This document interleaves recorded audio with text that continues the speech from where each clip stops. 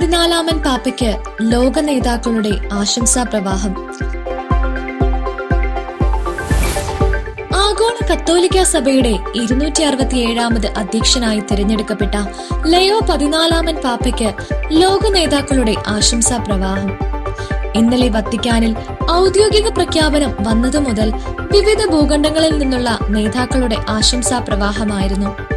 American president Donald ട്രംപും Russian president Vladimir പുടിനും Indian പ്രധാനമന്ത്രി നരേന്ദ്രമോദിയും പുതിയ പാപ്പ കൂടുതലായി പ്രവർത്തിച്ച പെറുവിന്റെ രാഷ്ട്രപ്രതിനിധികളും ഉൾപ്പെടെ ആശംസ അറിയിച്ചവരുടെ പട്ടിക നീളുകയാണ്.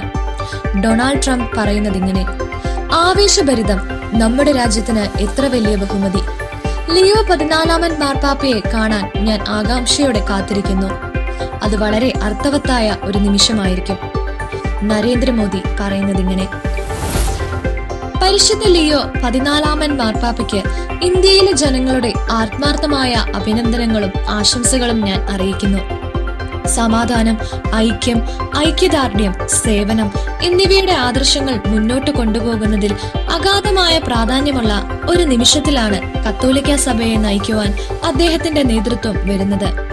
നമ്മുടെ പൊതുവായ മൂല്യങ്ങൾ മുന്നോട്ട് കൊണ്ടുപോകുന്നതിനായി പരിശുദ്ധ സിംഹാസനവുമായി തുടർച്ചയായ സംഭാഷണത്തിനും ഇടപെടലിനും ഇന്ത്യ പ്രതിജ്ഞാബദ്ധമാണ്.